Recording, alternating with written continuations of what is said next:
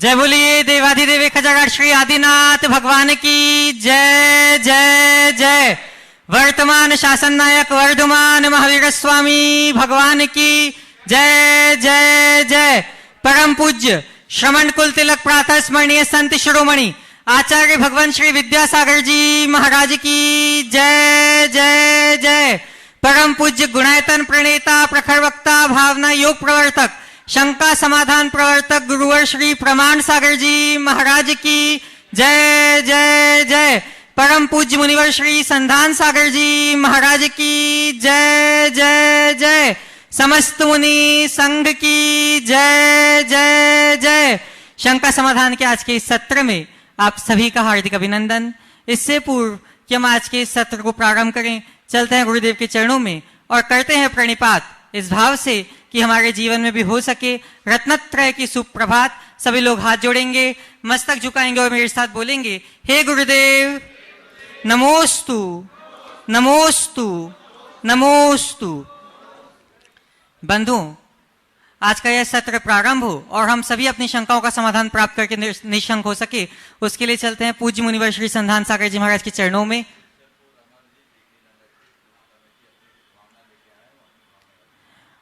और उनसे निवेदन करें। उससे पूर्व बंधु हमारे बीच में यहाँ अमरजी जैन टीटी नगर से सभी कमेटी सदस्यों के साथ यहाँ उपस्थित हुए हैं। अपनी भावना के साथ वे अपना निवेदन यहाँ प्रस्तुत करेंगे। अमर जी जो रात दिन लगे रहते हैं। हाँ, गुरुवर के चरणों में नमोस्तु नमोस्तु नमोस्तु। भगवान, आज हम शंका समाधान की अपेक्षा ये चाहते हैं कि हमें लंबे समय तक शंका समाधान मिलता रहे। इस भावना से हम अपनी पूरी कमेटी के साथ आए हैं। भगवान, हम चाहते हैं कि पहले तो हम जो निवेदन करेंगे, पहले तो चतुर्मास भोपाल में हो, चतुर्मास के निवेदन करने हमारी पूरी कमेटी आई है। पहले भोपाल की अपेक्षा करेंगे, उसके बाद की हमारी चूंकि लालची प्राणी है तो निश्चित तौर से टीटनगर की अपेक्षा करके भावना भाते हैं कि भगवान आपका चतुर्मास वापस टीटनगर में हो, ऐसी जिससे कि हमारा बचा हुआ कार्य जो भी रहेगा वो पूरा हो जाएगा, ऐसी भावना भाते हैं। नमोस्तु भगवान, नमोस्तु नमोस्तु। अब हम चलते हैं परम पूज्य मुनिवर श्री संधान सागर जी महाराज के चरणों में और निवेदन करते हैं कि हे महाराज श्री, आपके माध्यम से यह सत्र गति को प्राप्त करे, जिसके माध्यम से हम भी निशंक गति को प्राप्त हो सके। नमोस्तु नमोस्तु नमोस्तु।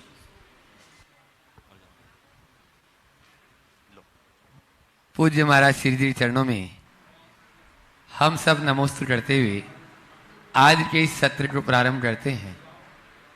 और प्रथम प्रश्न पूज्य महाराज श्री जी चरणों में बारंबार नमोस्तु करते हुए चेन्नई से अन्नपूर्णा जी राव पूछ रहे हैं, रिश्तों में कड़वाहट और गलत फहमियों के कारण मन अशांत रहता है, समाधान के लिए क्या साधना करें, आप ही बताने की कृपा करें।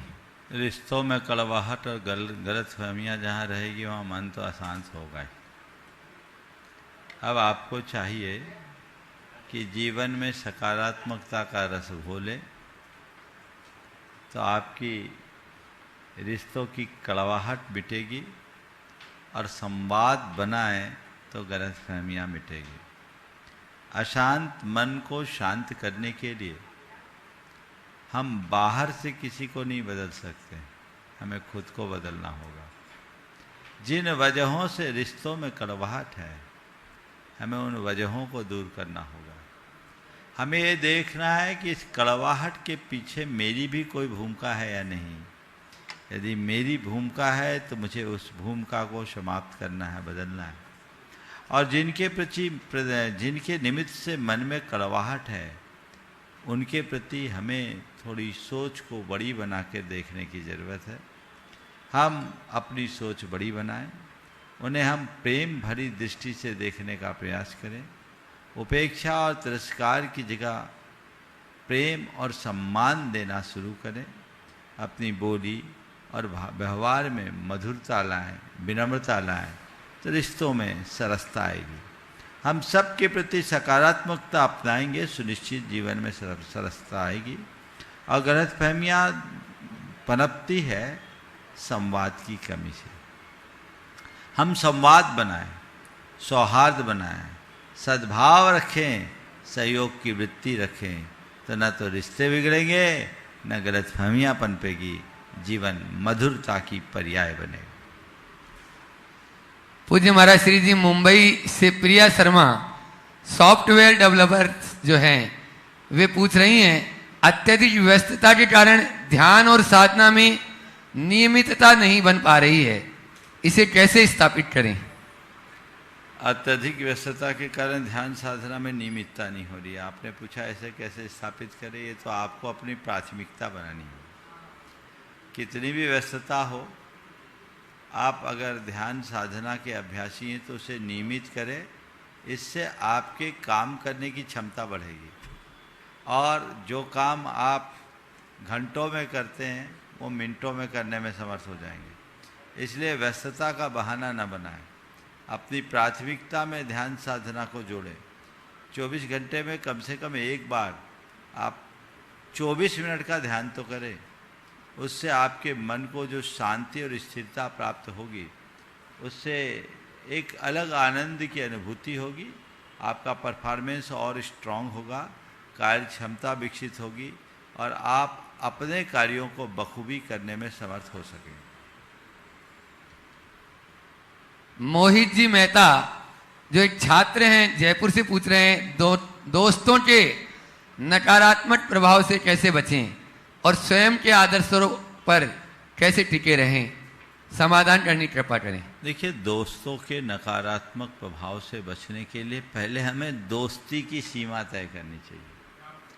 हमें उनसे ही दोस्ती रखनी चाहिए जिनसे सकारात्मक प्रेरणा मिले। ऐसे लोगों से सुरक्षित दूरी रखें जिनके अंदर खुद नकारात्मकता है या जो खुद नीचे की ओर जा रहे हैं। हम दूरी रख करके चले। हम ऐसे लोगों से अच्छे मित्र को बनाएं जो हमें अच्छी प्रेरणा दे, जो हमें आगे बढ़ने के लिए उत्साहित करे, जो हमें हित के मार्ग में लगाए। सच्चे अर्थों में वही मित्र बनाने लायक है। जो खुद गलत रास्ते पर हो और हमें गलत रास्ते पर चलने की प्रेरणा दे, वो मित्र नहीं। तो पहली बात तो दोस्तों को ठीक करे तो दोस्ती ठीक होगी। हम अच्छे दोस्त चुनें। दूसरी बात, यदि ऐसे किसी के साथ रहना भी पड़ता है संसर्ग में, तो अपने संकल्पों को प्राथमिकता दें। आज के वातावरण में खासकर उच्च शिक्षण संस्थानों में लोगों को अपनी जीवन शैली को बचा करके चलना एक बड़ी समस्या जैसी है, जैसे काजल की कोठरी से बेदाग लौटने जैसी बात। किसी न किसी रूप में लोग प्रभावित होते हैं, पूरा वातावरण ही ऐसा होता है। लेकिन ऐसा नहीं है कि आप भी उससे प्रभावित हों। यदि आप में दृढ़ता हो, आप अपने संकल्प से बंधे हो, आपको अपनी मर्यादा का बोध हो, आपने अपने जीवन की लक्ष्मण रेखा सुनिश्चित की हो, तो आप कभी ऐसे लोगों की बातों में नहीं आएंगे। आप उनसे सुरक्षित दूरी रखें। अगर मित्रता के नाम पर थोड़ा बहुत साथ रहना भी है तो उसे महज औपचारिक बनाएं, उसे आंतरिक या आत्मिक संबंध न बनने दें। रहा सवाल उनसे हम अप्रभावित कैसे रहें, तो आपका संकल्प ही आपको अप्रभावित रखेगा, आप बच पाएंगे। मैं 2 उदाहरण देना चाहूँगा। 3 दोस्त थे जो बचपन से साथ पढ़े। उच्च शिक्षा के लिए तीनों अलग अलग जगह चले गए और जब एक बार आने के बाद मिले, 3 में से 2 ने केवल ग्रेजुएशन किया और घर आकर अपने व्यवसाय में लग गए।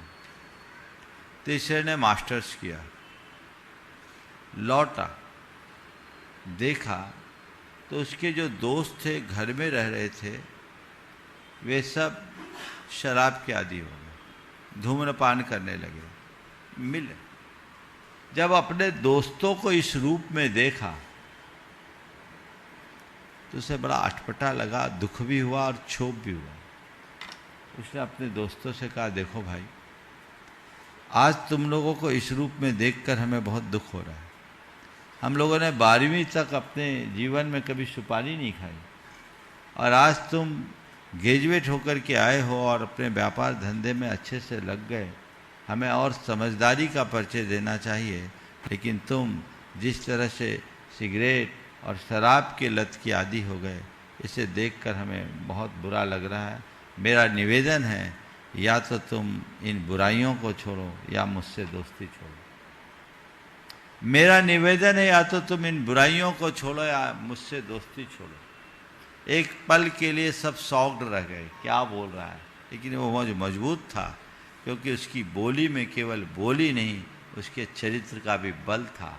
आंतरिक आत्मीयता तो इनकी थी ही। अंततः उसके प्रभाव में आकर वो दोनों बच्चे भी संभल गए, सुधर गए। कुसंगति के संपर्क में आने के कारण वो बिगड़े थे, लेकिन अच्छे मित्र से उनका उद्धार हो गया।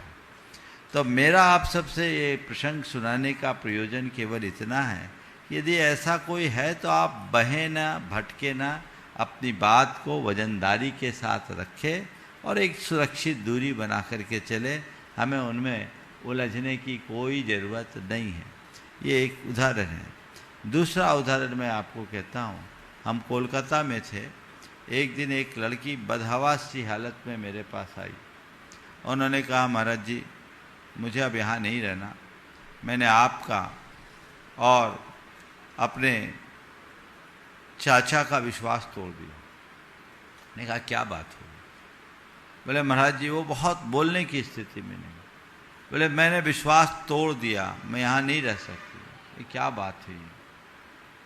तो उसने बताया कि वहाँ वो एक कॉलेज में पढ़ती थी, उसकी दोस्तों के प्रभाव में आकर उसने बियर की गिलास में पानी पी लिया, अपने दोस्तों के प्रेशर में। सब लड़कियां थी, पी लो चलता है, सब कुछ होता है, और थोड़ा सा उसमें 2 बूंद बियर मिल गया। महाराज जी मैंने पी तो लिया, पर मेरी आत्मा मुझे कचोटने लगी कि मैं यहाँ आकर के क्या किया। मेरे को यहाँ आने के लिए महाराज जी ने असम्मति दी थी, मेरे परिवार के कोई नहीं चाहते थे कि मैं बाहर जा कर के पढ़ूँ।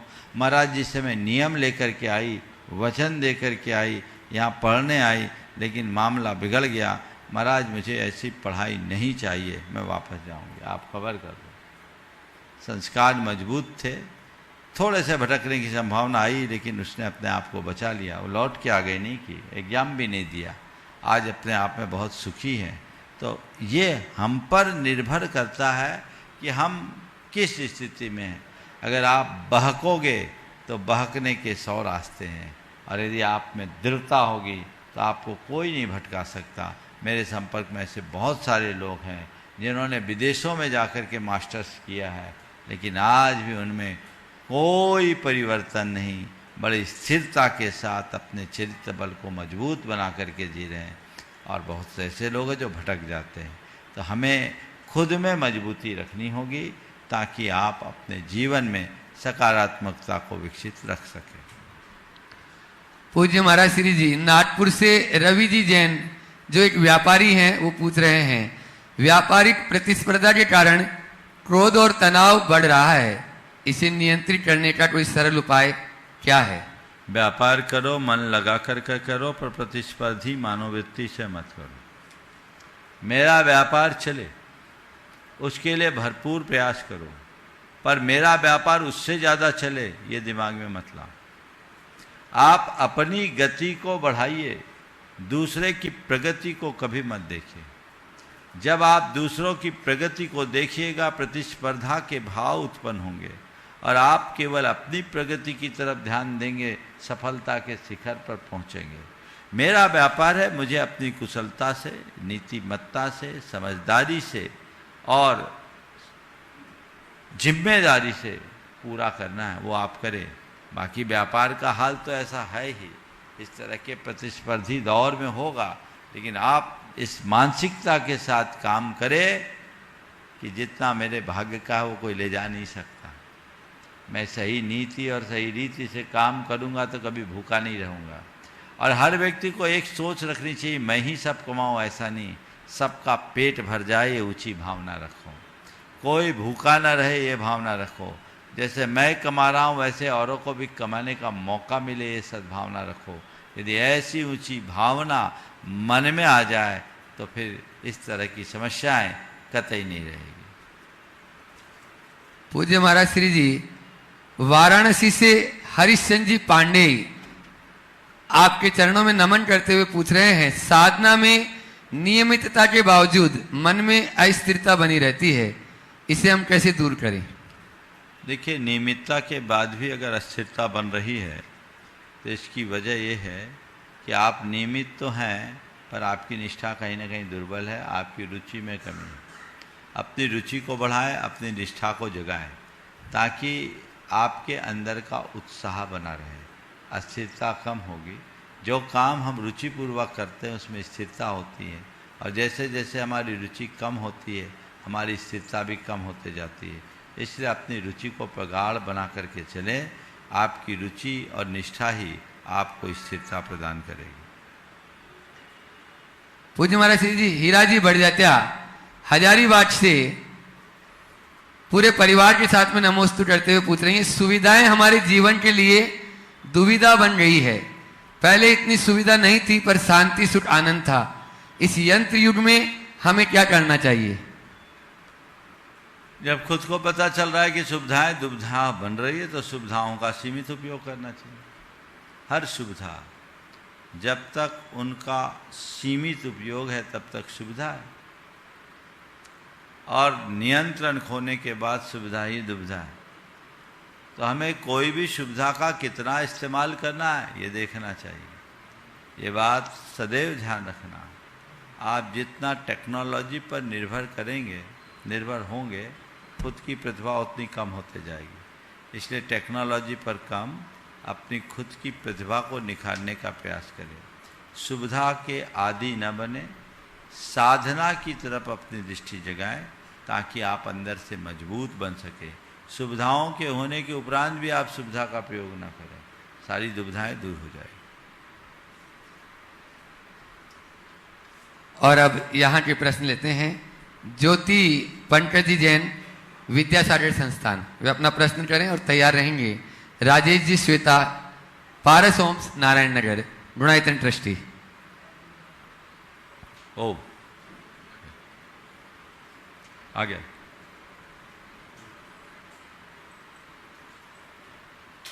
दोनों महाराज श्री जी के चरणों में नमोस्तु नमोस्तु नमोस्तु, और छुल्लक जी के चरणों में इच्छामी इच्छामी इच्छामी। महाराज जी, मेरा प्रश्न है कि एक ग्रास देकर दूसरों को मौका देने में ज़्यादा पुण्य है कि अधिक ग्रास देने में हमारे लिए, और दूसरों के चौके में जाते समय क्या क्या सावधानियां रखनी चाहिए? देखिए, किसी को मौका दें या खुद दें, सामने वाले का आहार निरंतराय होना चाहिए, ये प्रयास करें। ऐसा प्रयास आप करेंगे तो ठीक होगा। कृतकारी तनुमोदन सबका समान भाव होता है।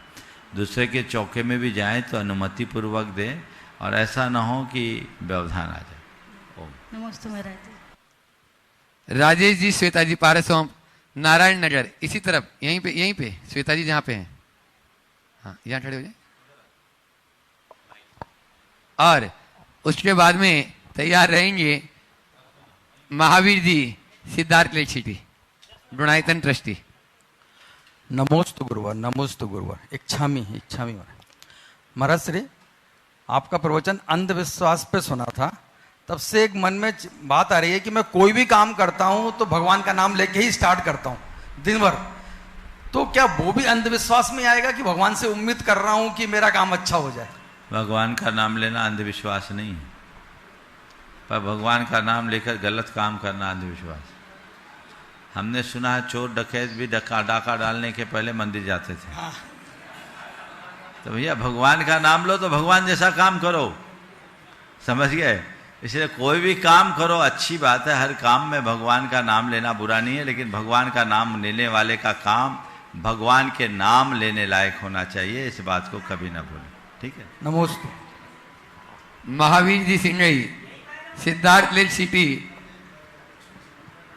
गुणायतन ट्रस्टी, और उसके बाद में तैयार होंगे सीए संकल्प दिवाकर। भोपाल में आज विद्यासागर प्रमाण गुरुकुलम की स्थापना कर आचार्य भगवान के सपनों को साकार करने वाले, सैकड़ों बच्चों को का जीवन संवारने वाले परम पूज्य मुनि श्री प्रमाण सागर जी महाराज के पावन चरणों में मुनि श्री संधान सागर जी महाराज के पावन चरणों में बारंबार नमोस्तु नमोस्तु नमोस्तु। छुल्लक महाराज जी के चरणों में इच्छामी इच्छामी इच्छामी। महाराज जी,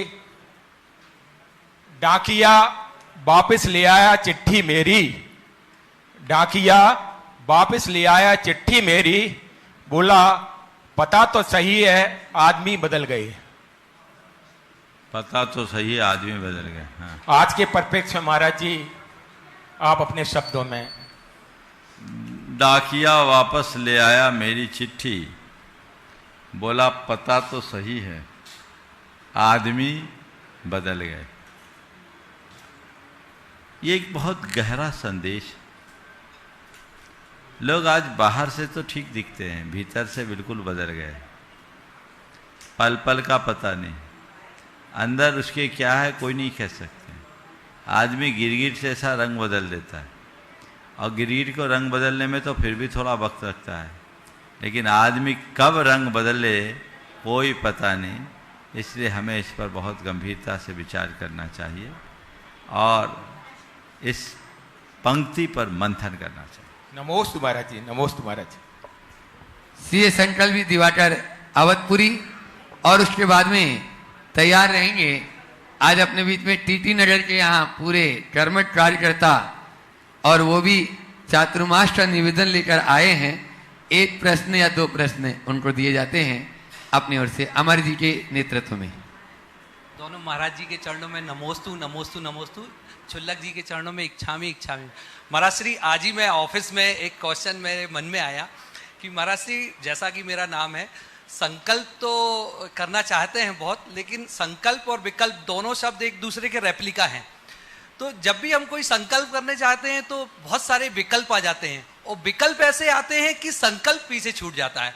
तो हम क्या करें महाराज जी कि संकल्प और विकल्पों की इसमें सामंजस्य बिठा पाए? बस रोज भावना योग करो और मुझे एक कमांड दो, मुझे संकल्प करना है, विकल्प नहीं। मैं संकल्प का धनी हूं, मुझे संकल्प में दृढ़ रहना है। बार बार अपने मन को कहो विकल्प शांत। नमोस्तु। टीटी नगर के अध्यक्ष अमरजी जैन के नेतृत्व में पूरी कमेटी, और उसके बाद में तैयार रहेंगे गौरव जी अनामिका जी जैन पुणे, जो उपकार एजेंसी के सुपुत्र हैं। हे भगवान, प्रेमचंद जी। नमोस्तु नमोस्तु नमोस्तु। भगवान, मैं जानना चाहूँगा, मेरी जो शंका है कि आकिंचन दान की महत्ता क्या है, ये किसे दिया जा सकता है और किसको पात्रता होती है इसको ग्रहण करने की?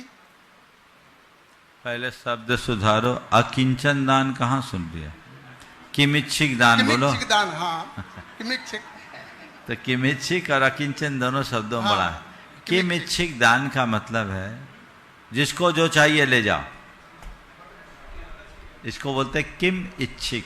क्या तेरी इच्छा है ले जा, खुला दिल ले जाओ, मेरे पास पड़ा है, तुमको जिसको जो लेना है ले लो। चक्रवर्ती लोग किमिच्छिक दान दिया करते थे।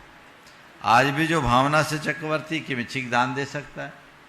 भले मेरी संपत्ति स्वल्प है, खोल दिया खजाना, जिसको जो लेना है ले लो, किमिच्छिक दान है ये। नमस्ते।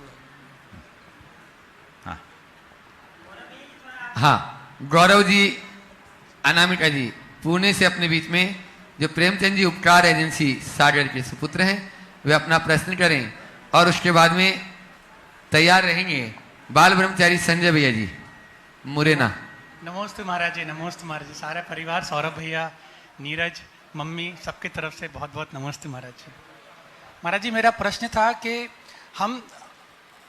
हमें सबको पसंद होता है कि सब काम हम अपने हिसाब से ही करें, वो कितना सही है? और बहुत बार ये भी लगता है कि दूसरों के हिसाब से करना कितना सही है? तो उसमें बैलेंस कैसे बनाएं कि हमें अपने हिसाब से करना चाहिए कि दूसरों के हिसाब से करना चाहिए? देखिए, काम तो अपने हिसाब से करना चाहिए, व्यवहार सबके हिसाब से रखना चाहिए। काम अगर हम दूसरों के हिसाब से करेंगे तो कभी सफल नहीं होगा। काम यानी व्यवसाय, तुम्हारा ये है ना, व्यवसाय बुद्धि से होता है और परिवार भावना से चलता है। पारिवारिक संबंधों को जब ध्यान दो तो भावना को देखो, लेकिन जब व्यापार हो तो बुद्धि देखो। व्यापार लाभ और हानि देख करके किया जाता है, व्यवहार अच्छे और बुरे को देख करके किया जाता है। प्रॉफिट लॉस अलग है और गुड बैड अलग है। कई बार लॉस में भी गुड हो जाता है और कई बार प्रॉफिट में भी बैड हो जाता है, लेकिन व्यापार में दिमाग लगाओगे तो कभी सफल व्यापारी नहीं बन पाओगे। व्यापार बुद्धि से हो, परिवार और संबंध भावना से चलाओ। तो वो हमको देखना है कि मेरा काम मुझे कैसे कर। अब उसको भी देखोगे उसको भी देखोगे तो कुछ नहीं कर पाओगे। जो मुझे करना है वो मुझे करना है और करके सबके लिए करना है। अगर मैं सफल होऊंगा, मेरे अंटी में कुछ होगा, तब तो मैं किसी के लिए कुछ कर पाऊंगा। और मैं ठन फाल हो गया तो बाकी के लिए क्या कर पाऊंगा। तो ये सोच अपनी बड़ी रखो, दक्षता के साथ निर्णय लो, तत्परता से काम लो करो और उदारता से बांट के खाओ। महाराज जी शुभंकर मेरे हाँ बोलो बोलो। हाँ महाराज नमस्ते महाराज जी। ये हाँ महाराज जी। हाँ हाँ बोलो बोलो ना महाराज जी। महाराज जी और भगवान बनते क्यों है? बहुत अच्छा सवाल है, छोटे से बच्चे का बहुत गहरा सवाल। महाराज जी और भगवान क्यों बनते हैं ना। देखो, अपने अंदर अगर कोई इम्प्यूरिटी है तो उसको रखना चाहिए कि उसको मिटाना चाहिए। अशुद्धि, इम्प्यूरिटी समझते हो ना, हिंदी अशुद्धि, बुराई, हाँ उसको रखना चाहिए कि उसको मिटाना चाहिए। मिटाना चाहिए। तो बुराई को कैसे मिटाएंगे। बुराई पापों से होती, किससे होती है, पापों से होती है। पापों से। हम मुनि लोग, हम महाराज क्यों बने हैं, अपने अंदर की सारी बुराइयों को मिटाने के लिए बने हैं। सारे पापों को त्याग दिए इसलिए महाराज बने, समझ गए। तो जब बुराइयां छूटेगी, जिस दिन सारी बुराइयां खत्म हो जाएगी, उस दिन हम इंसान नहीं भगवान हो जाएंगे। मनुष्य और भगवान में क्या अंतर, जिसमें बुराई हो मनुष्य और जो बुराइयों से मुक्त हो जाए वो भगवान, और जो बुराइयों को जीतने के रास्ते पे लगे वो मुनि महाराज। समझ गए। तो अपनी बुराइयों को जीतना है कि नहीं जीतना है, जीतना है। जीतना है ना। भावना भाव बड़े होकर के मुझे भी महाराज बनना है, समझ गए। हाँ ठीक। बाल ब्रह्मचारी और कोई को अनामिका करेंगे प्रश्न। पूछ हाँ, लो, बोलो। पूछ और पूछ लो। हाँ महाराज जी मेरा प्रश्न था, कहा जाता है बच्चों को पेरेंट्स को बच्चों को कंट्रोल करके रखना चाहिए, तो वो कंट्रोल करने की परिभाषा क्या है, किस लेवल में, किस एज में क्या कंट्रोल कैसे होना चाहिए बच्चों को लेकर। मैं कहता कंट्रोल मत करो, मैनेज करो। वही मैनेजमेंट कैसे। कंट्रोल करना यानी नियंत्रण रखना, और मैनेज करना यानी अपने वश में रखना, बड़ा अंतर है। वशीभूत करना और वश में करने के में बड़ा अंतर है।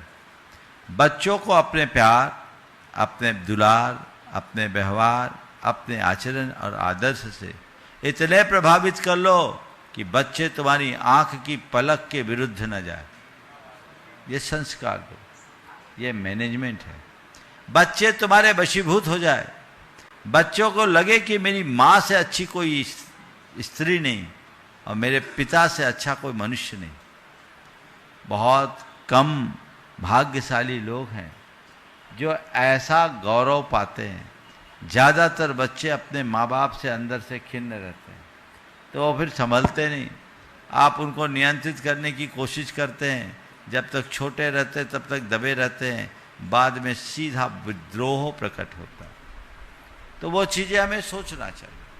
उनको अपने आचरण व्यवहार से हम प्रभावित करें, बात बात में टोके नहीं, गलतियों पर उन्हें ढंग से समझाएं, उन्हें सीख दे, सजा न दे, उनके ऊपर भरोसा रखें, उनकी प्रतिभाओं को प्रोत्साहित करें, अच्छा कार्य करने पर हमेशा उन्हें प्रोत्साहन दे और अच्छे कार्य के लिए सदैव प्रोत्साहित करें। खुद उनके सामने अच्छा आदर्श उपस्थित करें, और यदि कोई गलती हो भी जाए तो एक गलती पर 10 बार न टोकें, 10 गलती पर एक बार टोके। बच्चों को ढंग से संभालिए, बच्चे कभी गड़बड़ नहीं होंगे। माँ बाप अपने बच्चों के प्रति कुछ ज़्यादा आग्रही बन जाते हैं, उन पर ज़्यादा अपेक्षाएं थोप देते हैं, तो जिसे दूसरे शब्दों में कहूँ बड़ा पॉजिटिव दृष्टिकोण हो जाता है, वो नहीं। हमें उनके प्रति बहुत सौम्य और सकारात्मक दृष्टि रखना चाहिए। मुरैना से अपने बीच में बाल ब्रह्मचारी संजय भैया जी अपना प्रश्न करें, उसके बाद वो तैयार रहेंगे। मैसूर से गीता जी गुणपाल जैन। नमस्ते महाराज श्री। महाराज श्री, कई बार जिन पर अपन विश्वास करते हैं अपने ही कोई होते हैं, अपने साथ रह करके अपने नुकसान कर देते हैं। हमें मालूम है नुकसान उन्होंने किया है, लेकिन कह नहीं सकते क्योंकि जीवन की बुराई हो जाएगी, उनसे कह भी नहीं सकते। तो उनके प्रति भविष्य में कैसा व्यवहार रखें? सुरक्षित दूरी, न निंदा न प्रशंसा। मिल गए तो राम राम, नहीं तो अपने काम से काम। बस हमने पता कर लिया ये आदमी कैसा है, अच्छा है, उसने हमारे लिए धोखा नहीं दिया, हमें नसीहत दी, हम उनसे सीख ले। और वो एक निमित्त बनकर आया था, उसके प्रति क्षमा भाव रखो, पर सीख लेके सजगता जरूर रखो। नमस्ते महाराज। नमस्ते। अपने बीच में मैसूर से गीता गुणपाल जैन, वे अपना प्रश्न करें। और मैसूर के पास सालिग्राम गांव का। सालिग्राम? हाँ, सालिग्राम। गोमटेश्वर भी बहुत सुंदर, 1 घंटा के पास है। महाराज जी, मेरा प्रश्न जनरल प्रश्न है, मुनि संघ क्यों साउथ इंडिया को कम आता है? धर्म प्रभाव क्यों कम करने को मैं सोच रहा था क्यों ऐसा करेगा मुनि संघ?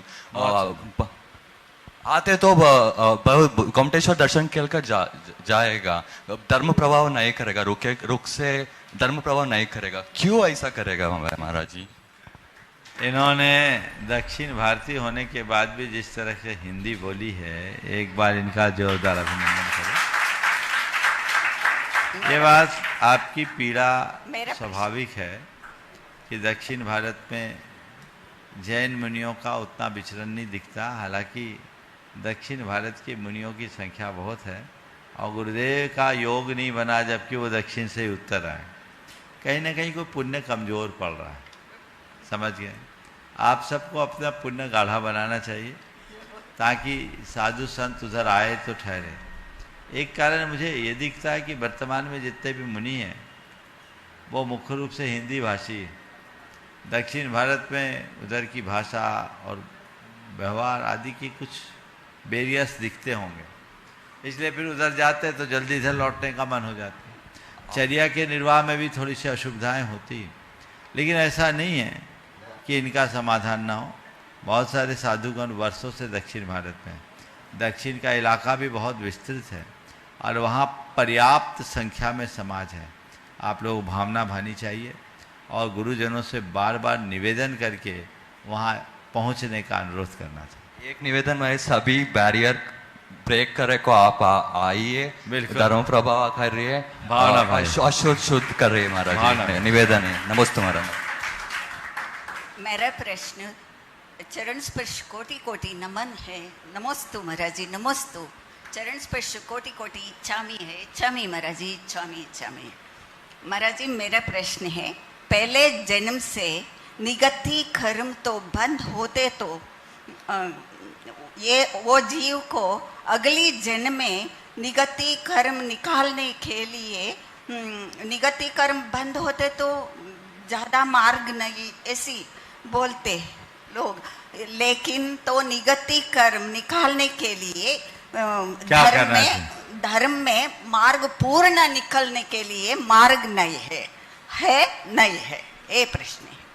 आपके प्रश्न का आशय ये है कि अगर किसी के पूर्व के निधत्ती कर्म और एक और जोड़ देता हूँ निकाचित कर्म, ये बंधे हों तो उसके निवारण का कोई उपाय है कि नहीं? हाँ जी। यही पूछना चाह रहे हैं? हाँ जी। हाँ, देखो, निधत्ती और निकाचित कर्म समान रूप से भोगने ही पड़ते हैं। निधत्ती और निकाचित कोई कर्म विशेष नहीं है। हम जिन कर्मों को बांधते हैं उनमें से कुछ अंश ऐसे होते हैं जिनमें निधत्तीपना और निकाचितपना होता है। थोड़ा अर्थ समझ ले। निधत्ती ऐसे कर्म समूह को कहते हैं जिसकी शक्ति को घटाया बढ़ाया न जा सके और जिसे असमय में भोगा न जा सके, जिन्हें बदला न जा सके और असमय में भोगा न जा सके, शक्ति को घटाया बढ़ाया जा सके, उसको बोलते हैं निधत्ती। और निकाचित कर्म एक ऐसा कर्म होता है जिसे न बदला जा सके, न समय में भोगा जा सके, न शक्ति को घटाया बढ़ाया जा सके। शास्त्रीय भाषा में जिसमें उत्कर्षण अपकर्षण तो संभव है पर संक्रमण और उदीर्णा असंभव है और निधत्ती कहलाती। और जिसमें उत्कर्षण अपकर्षण संक्रमण और उदीर्णा चारों असंभव है वो निकाचित कर्म, यानी एकदम नियत कर्म जैसा भोगना ही पड़ता उस अंश को। और ये निधत्ती और निकाचितपना शुक्ल ध्यान की विशुद्धि से 9वें गुणस्थान में नष्ट होता, तब ये निधत्तीपना और निकाचितपना जाता है। लेकिन उसका कुछ अंश भगवान की भक्ति से निवारित होता है, ऐसा शास्त्रों का कथन है कि जिनबिंब दंशनेन निधत्ति निगाजित सभी मिच्छत्तादि कम कलावस्य खय दंशनादो। भगवान के दर्शन से निधत्ति और निकाचित स्वरूप मिथ्यात्वादि कर्म समूह का क्षय देखा जाता है। तो जो कर्म शुक्ल ध्यान की विशुद्धि से नष्ट होते हैं उसका एक अंश भगवान की भक्ति से भी नष्ट हो सकता है। इसलिए अपने कर्म को काटना है तो कुछ मत करो, जी भर के भगवान की भक्ति करो। पंचम काल में मुनि तो मेरे भगवान है पूर्ण से, उनके दर्शन से कर्म निकालने के लिए मार्ग है हमारे। बिल्कुल, बहुत अच्छा।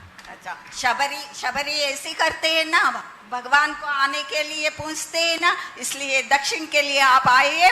मैं दक्षिण वाली तो पूरा शबरी है, राम बुलाने के लिए जीवन पूरा नमस्तु नमस्तु कोटि कोटि नमस्तु महाराज जी, कोटि कोटि इच्छा में महाराज। प्रमोद जी टासलीवाल इंदौर से, सर से टुकमचंद जी टासलीवाल के परिवार से, वे पूछ रहे हैं महाराज जी, मैंने कई बार शांति धारा की है परंतु शांति धारा के समय जो पाठ हम पढ़ते हैं या बोलते हैं उसका अर्थ समझ में नहीं आता कि हम क्या बोल रहे हैं। विनम्र आदर के साथ उक्त अर्थ समझाने का निवेदन करता हूँ। देखिए, शांति धारा बहुत अच्छी बात है। शांति धारा जगत के शांति की कामना से की जाती है, अर्थ तो उसका है। अब उसको हम शंका समाधान में तो नहीं कर सकते, अलग से आप उसके बारे में चर्चा कर सकते हैं या कोई योग्य व्यक्ति से उसका अर्थ जान सकते हैं। अर्थ जानने ले तो बहुत अच्छा है, पर मंत्र का अर्थ न भी जाने तो कोई फर्क नहीं पड़ता। श्रद्धा से ही मंत्र का अर्थ प्रभाव पड़ता है। तो शांति धारा के समय जो मंत्र बोला जाए, हृदय में एक ही प्रसन्नता रखो कि ये मेरा सौभाग्य है कि आज भगवान के मस्तक पर शांति धारा कर रहा हूँ या देख रहा हूँ। हे प्रभु, ये धारा जैसे आप पर पड़ रही है ऐसी आपकी कृपा की धारा इस जगत पर ऐसे फैले कि सारे जग में शांति हो, सब में सद्भावना हो।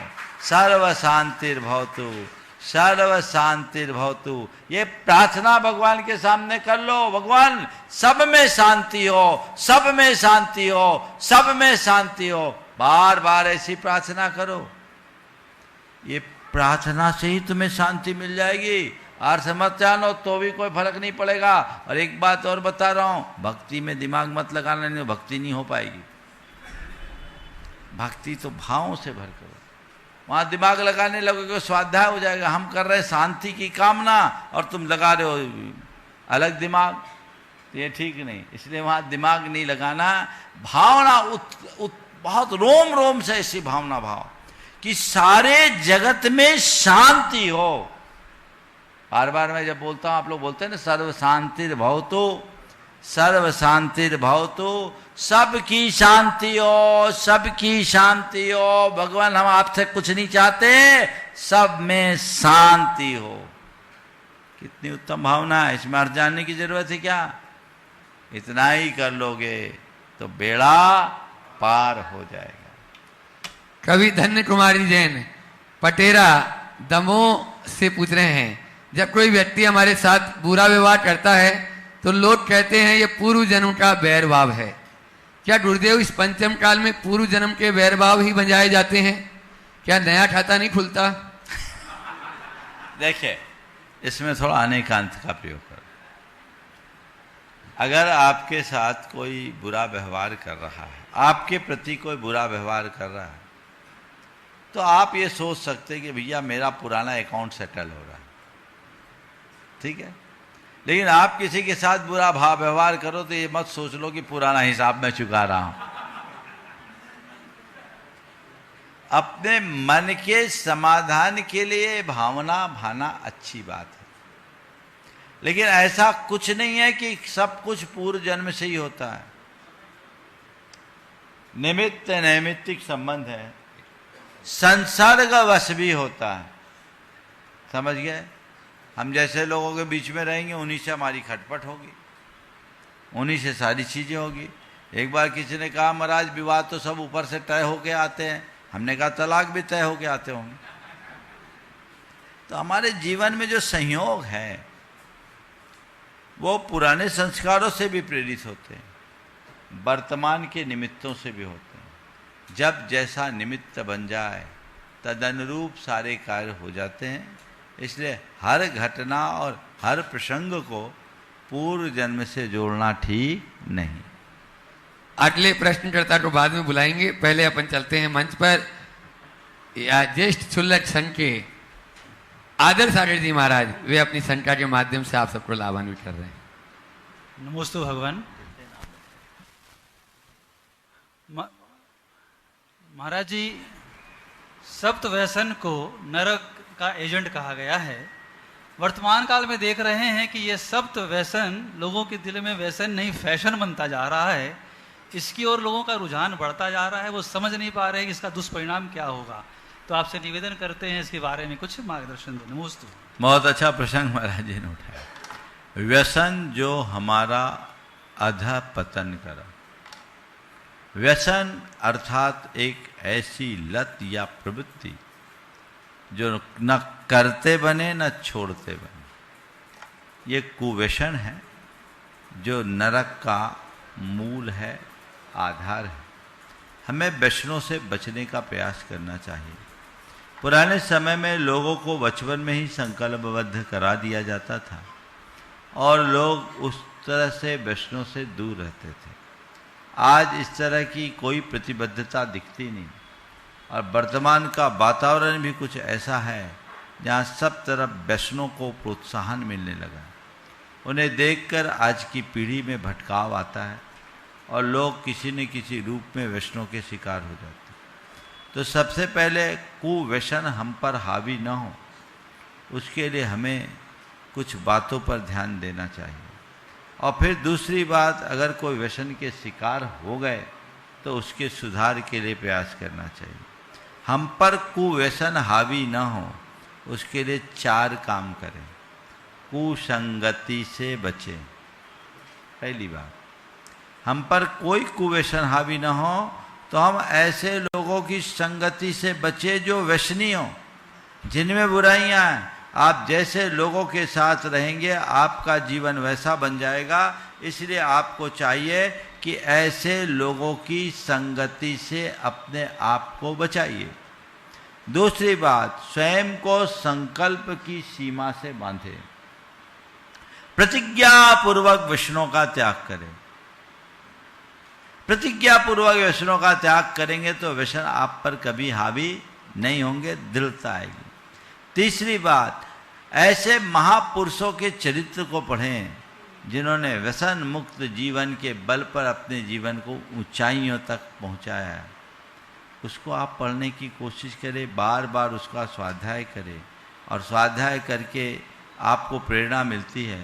पुराण पुरुषों के चरित्र को पढ़ने से, सत्संग और स्वाध्याय में रहने से, स्वाध्याय करने से व्यसन मुक्त जीवन बनता है और चौथा, अपने आप को निर्व्यसनी बनाए रखने के लिए सदैव सकारात्मक प्रेरणा जिनसे मिलती है ऐसा सत्संग करें।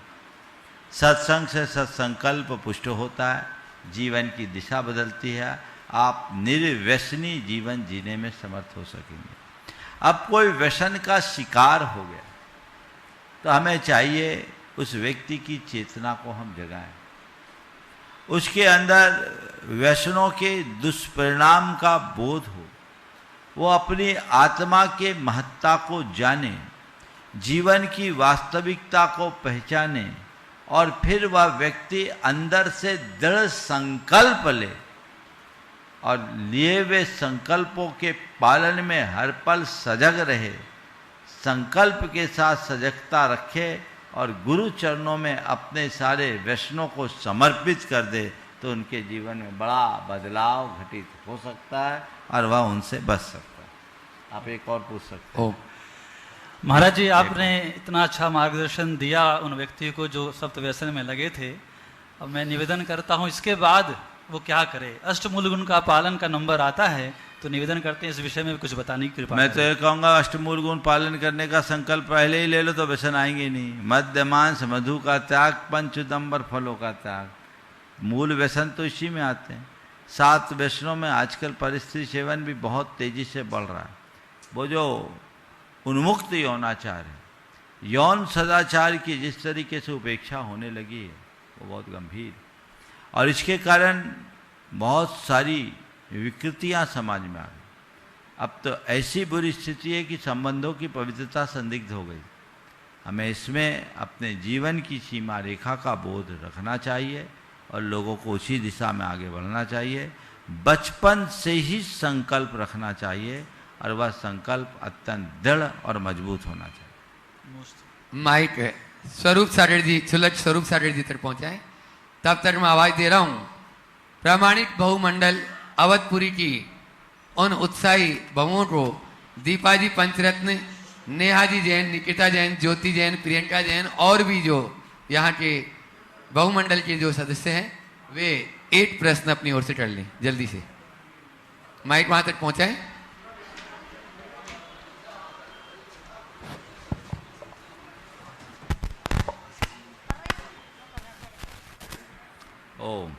हाँ, थोड़ा जल्दी करें, समय अब थोड़ा कमी बचा है। नमोस्तु गुरुदेव, नमोस्तु। महाराज श्री, मेरा प्रश्न है कि दूध कपड़े के छन्ने से छानना चाहिए कि छन्नी से? क्योंकि मैंने ऐसा सुना है महाराज जी कि जो छन्नी से छानते हैं, कपड़े से नहीं छानते, वो भ्रष्ट होते हैं लोग। अबे छन्ना किसको बोलते हैं? कपड़े के छन्ने से महाराज जी। उसी से छानना, छन्नी से नहीं महाराज जी। सही छन्ना वही। नमस्ते महाराज जी। हाँ बोलो। और चल ओम ओम चलते हैं छुल्लक स्वरूप सागर जी महाराज के पास।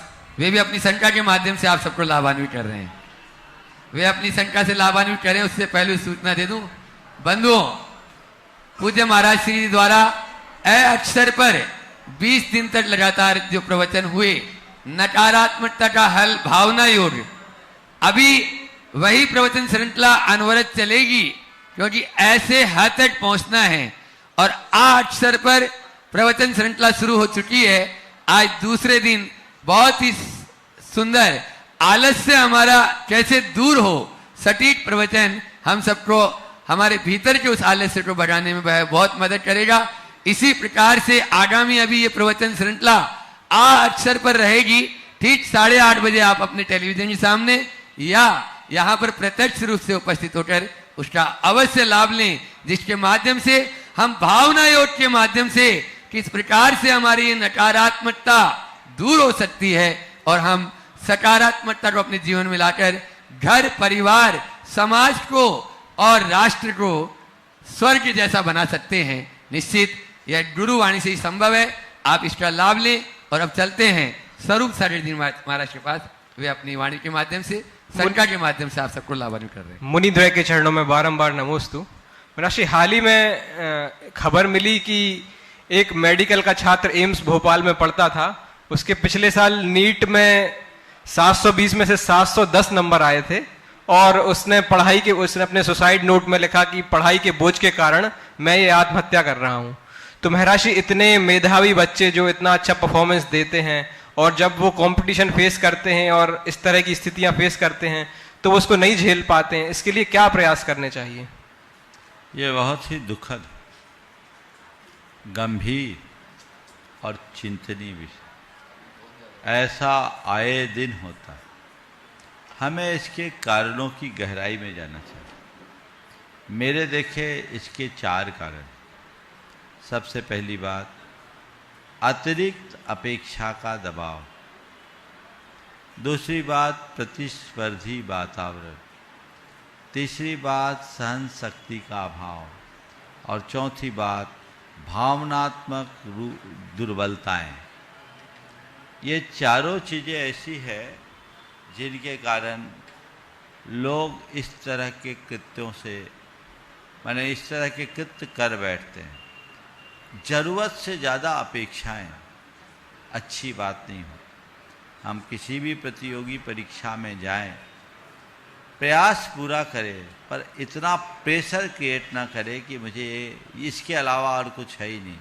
परिवार की भी अपेक्षाएं होती है, परिवेश की भी अपेक्षाएं होती है, मित्रों की भी अपेक्षाएं होती है, जिसके परिणाम स्वरूप इस तरह की घटनाएं घट जाती है और फिर हमारे पास केवल दुख व्यक्त करने के अतिरिक्त कुछ नहीं बनता। बहुत ज़्यादा प्रतिस्पर्धी वातावरण भी लोगों को इस तरह की स्थितियों से जोड़ देता है। आजकल सहनशीलता का घोर अभाव देखने को मिलता है। लोग सहन करने की सामर्थ्य बिल्कुल खो दिए हैं, चाहे बच्चा हो या बड़ा, सब में असहनशीलता है। और इसका एक जो चौथा कारण है भावनात्मक कमजोरी, भावनात्मक दुर्बलता। आज बौद्धिक विकास तो बहुत तेज़ी से हो रहा है, लेकिन हर व्यक्ति भावनात्मक रूप से बहुत कमज़ोर और हताश देखने को मिल रहा है।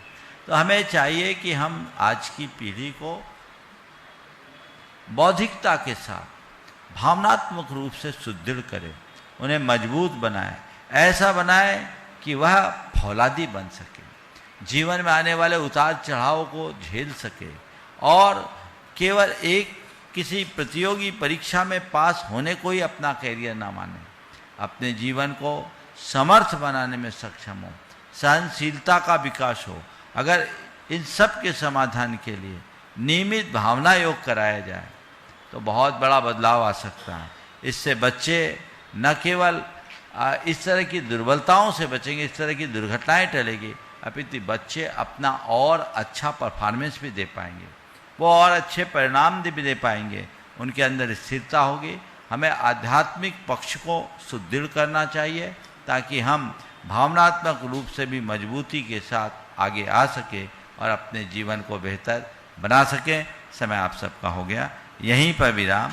बोलिए परम पूज्य आचार्य गुरुवर श्री विद्यासागर।